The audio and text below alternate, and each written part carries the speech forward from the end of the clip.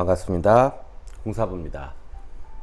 상담이 끝나고 그 상담에서 더 이야기를 못한 부분 때문에 영상을 제작하게 됐습니다. 요즘 들어서 나쁜 남자들을 좀 많이 만나는 그런 여성분들이 좀 많아요. 그냥 좀 아직 젊은 남자들은 좀 미성숙하고 완성이 되지 않아서 약간은 뾰족뾰족한 돌, 아니면 조금 빛이 덜 나는 돌, 보석 뭐 이렇게 표현할 수 있기 때문에 사실 완벽한 세련된 어떤 매너와 아니면 안정된 성격을 기대하는 건 실질적으로 어렵기는 해요. 그런데 요즘 들어서 나쁜 남자들이 문제가 뭐가 되냐면, 일단은 이 나쁜 남자들이 성적 관념이 대단히 위험한, 그리고 어떤 그런 이 독특한, 아니면 과감한, 과격한 어떤 성행위들, 이런 것을 통해서 여성의 인격을 많이 무너뜨리는 그런 경우가 첫 번째 있고요. 두 번째는 마약이나 아니면 어떤 그 중독성 약물, 이런 것들에 또 여자친구들 중독시키기도 하고, 그 다음엔 일반적으로는 뭐 폭력이라든지 폭권 뭐 이런 걸로 통해서 사실은 여자를 이렇게 중독시키거나 아니면 길들이거나 이럴 수 있어요. 그래서 예전에 우리가 그냥 성질 더러운 남자, 아니면 좀 까칠한 남자, 이 수준이 아니라 지금 현재 이 시점에서의 나쁜 남자는 사실은 대단히 위험한, 그래서 정말 피해야 되는 그런 존재들입니다. 그러면 상담은 시간 제약이 있잖아요. 우리가 전화 상담 특히나 시간으로 계속 체킹이 되니까 제가 이런 얘기들을 다 못해요. 그래서 원래는 이제 글로 쓰는데 이렇게 생각이 난 김에 그냥 영상으로 요거는 찍어서 올리게 됐습니다. 자, 그러면 그럼 그런 여자들은 어떤 마음, 어떤 이유에서 나쁜 남자한테 끌리게 될까요? 첫 번째는요, 일단 모험심이 많으신 분들이 그럴 수 있어요. 그래서 이런 분들은 평소 생활이 조금 지루하거나, 아니면 약간의 어떤 그 기본적인 인간이 가지고 있는 어떤 그 자학 심리, 우리가 그렇잖아요. 롤러코스터를 타는 것도 사실은 자학이거든요. 거기서 쾌감을 느낄 수 있죠. 그것도 사실은 자학의 심리입니다. 그리고 우리가 종기 나면은 가만히 냅두지 않잖아요. 막 뜯잖아요. 그죠? 막 뜯습니다. 그러면서 아프면서 희열을 느끼죠. 이것도 자학의 심리 맞습니다. 그런데 제가 드리고 싶은 말씀은, 사랑은 자학을 하시면 안 돼요. 롤러코스터 타시고 뭐 패러글라이딩 타서 내려오고 뭐 이런 거 좋아요. 근데 사랑은 자학의 문제로 접근하시면 안 돼요. 그래서 내 삶이 좀 지루하고, 그 다음에 내가 너무 평범한 일상을 살아서 조금 독특한 남자, 전혀 색깔이 다른 그런 남자한테 끌렸다, 이거 위험합니다. 사랑은 아는 사람들끼리, 비슷비슷한 사람들끼리 해도 어려운 게 사랑이에요. 그렇기 때문에 이거는 사실 좀 피하셔야 됩니다. 아셨죠? 그래서 이 모험, 어떤 그 자학의 심리, 이거는 좀 사랑을 할 때 좀 피하셔야 될 심리 상태입니다. 아셨죠? 자, 그다음에 두 번째요. 두 번째는요, 이 과하게 모성애를 가지신 분들이 계세요. 그러니까 뭐 어렸을 때, 그러니까 뭐 초등학교 때도 병아리 보면 막 잘 키우고, 그 다음에 중학교 고등학교 올라가서도 유기견 보면 막 챙기고 이러시는 분들 계세요. 이런 분들은 체질적으로 옥시토신이라는 호르몬이 잘 분비되시는 분들이죠. 그래서 이런 분들은 약자, 아니면 약간 탕자를 보호하고 또 회개시키는, 이제 이런 식으로 어떤 생각들을 하세요. 근데 생각하셔야 될 게요, 사랑은 교감이기 때문에요, 나도 물들입니다.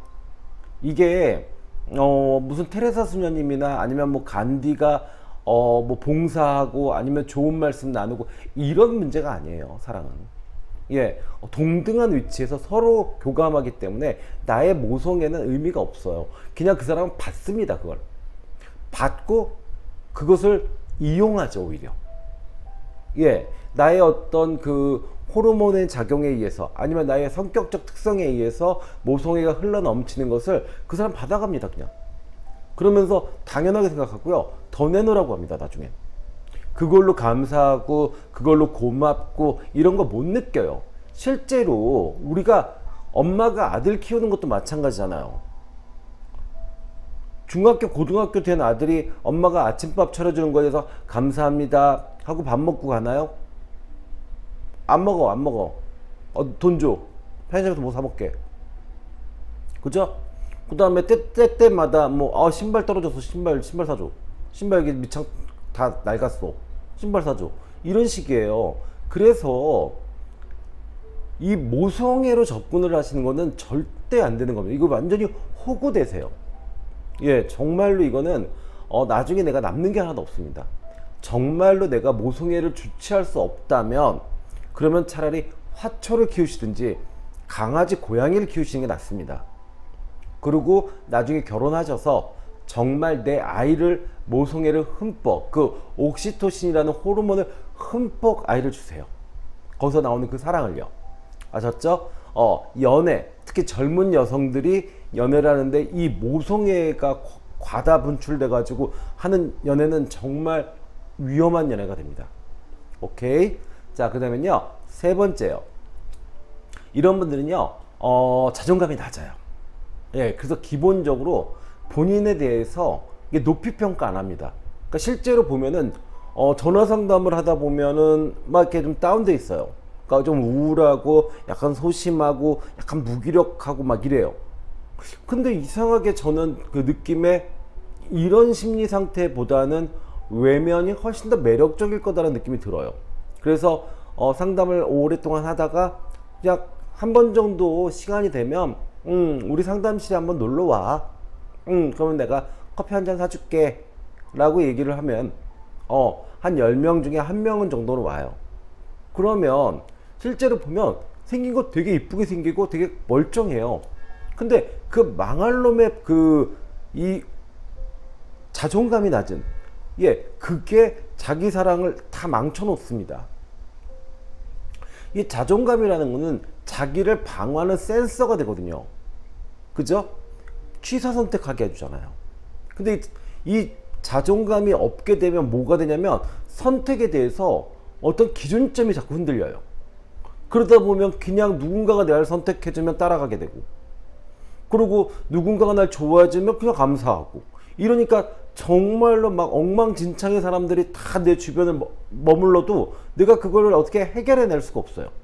커트하고 멀리 움직이고 이런 작용들이 다 자존감, 나를 보호하는 기능이거든요. 근데 그게 완전히 없으신 분들 계세요. 주변에 분명히 있으실 거예요. 제가 이런 얘기를 하면 쟤는 멀쩡한데 집도 좋고 공부도 잘했고 애도 건강하고 예쁜데 이상하게 자존감이 없어. 그냥 좀 무기력해.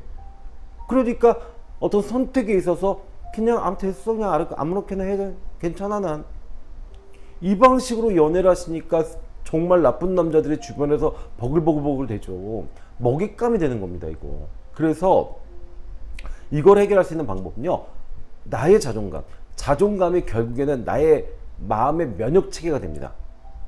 자존심 내세우라는 거 아니에요. 까칠하게 못되게 굴라는 게 아니라 최소한 옳고 그름의 선택에 대해서 내 기준을 가져야죠.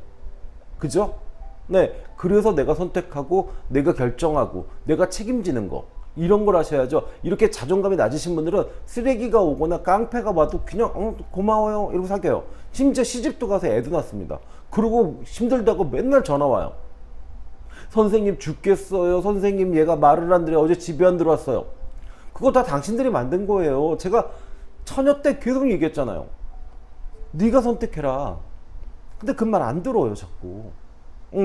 이거 문제입니다. 그죠? 세 번째 이유, 낮은 자존감이 이 나쁜 남자한테 끌리는 이유가 될 거예요. 자, 그 다음엔요, 네 번째 이유. 나는 아빠가 싫어요. 네, 이 경우는요, 나쁜 아빠 밑에서 자랐을 때, 그러니까 아버지가 폭력적이거나 바람둥이거나 도박을 하거나 아니면 아주 무책임하거나 게으르거나 뭐 이런 아버지 밑에서 자랐을 때 이게 문제가 생깁니다. 어떤 문제가 생기냐면 적대적 동일시의 어떤 심리 상태가 만들어져요. 동일시라는 건 아이의 입장에서는 너무너무나도 중요한 심리적 작용입니다. 왜? 생존을 위해서 부모님이 하는 걸 따라하죠. 그게 동일시예요. 그러니까 밥 먹는 거, 그 다음에 말하는 거, 그죠? 다 동일시예요. 예, 그런 작용을 통해서 생존 기술을 터득합니다. 그래서 부모가 이 아이가 유아 영아일 때는 정말로 없어서는 안 되는 존재가 되죠. 근데 얘들이 좀 커요. 그래서 이제 사춘기 정도가 되면 이제는 부모와 조금 멀리 합니다. 그러면서 부모를 평가해요. 그때 부모의 모습이 정말로 나쁜 모습만, 게으르고 도박하고 아빠가 술 먹고 그 다음에 뭐 폭력적이고 무기력하고 막 이런 모습을 보여주잖아요. 그러면 아빠를 엄청나게 미워합니다. 미워하면서 결국에는 이게 미움이 문제가 뭐냐면 미워하는 그 에너지가 결국에 나한테 다시 돌아와서 적대적 동일시를 만들어요. 이게 미쳐버립니다. 그러면 결국엔 어떻게 되냐면요, 미워하는 사람, 그 사람과 비슷한 사람한테 끌리게 돼 있어요. 이게 뭐 익숙해져서 그럴 수도 있고, 근데 익숙하다고 해서 그것을 원했던 건 아니잖아요. 그죠? 그렇다면 이건 결국에는 내가 내 안에 그게 투영돼 있던 겁니다. 이 그림자 안에 이렇게 있었던 거죠. 그것을 사랑하는 사람한테 투사시킵니다. 그러니까 어떻게 해요? 쓰레기들, 깡패, 도박꾼, 마약꾼 이런 사람들한테 딱 땡기는 거예요. 그래서 부모님 무기력하고 내 마음에 좀 안 들고 뭐 예를 들어서 술 너무 많이 드시고 조금 폭력적이시고 잔소리쟁이고 미워하지 마세요. 너무 많이 미워하면 적대적 동일시가 됩니다. 그게 난 저렇게 살지 말아야지 라는 그 에고, 자아가 자꾸 이거를 밀어서 여기 이 그림자 안으로 넣어놓습니다. 그 다음에 어떻게 돼요? 이 그림자가 누굴 만날 때 투사시켜줘요. 탁! 그러면 그 사람이 익숙해요. 예, 건들건들거리고 뻥치고 거짓말하고 맨날 술 처먹고 잠 늦게 일어나고 어디 가서 저기 뭐야 꽁돈이나 생길까 기웃기웃거리고 비굴하게 실실 돌아다니는 그 남자들한테 나는 그 사람의 매력이 느껴요. 그러면 안 됩니다.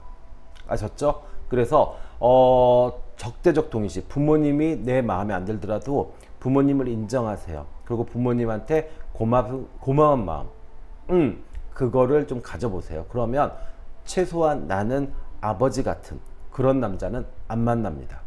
아셨죠? 자, 그 다음엔요, 습관형이 있어요. 계속 쓰레기만 만납니다.